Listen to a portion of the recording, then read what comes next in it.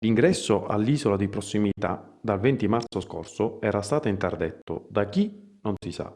Il conferimento dei rifiuti da parte degli abitanti della zona impedito.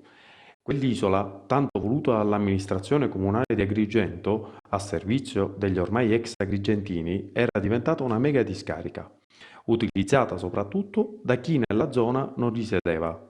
Sabato 21 marzo, di buon mattino, gli operatori della RTI Seda, coadiuvati dai vigili urbani del comune capoluogo, hanno dapprima rimosso la recinzione e poi bonificato l'intera isola di prossimità.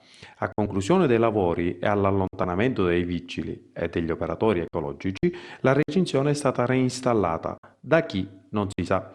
Nessuna comunicazione ufficiale è arrivata a questa redazione sulla sua eventuale chiusura.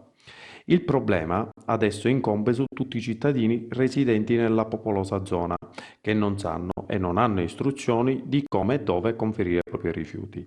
Avremmo voluto chiedere lumi all'assessore all'ecologia del comune di Agrigento, diretto responsabile del servizio, ma risulta irrintracciabile.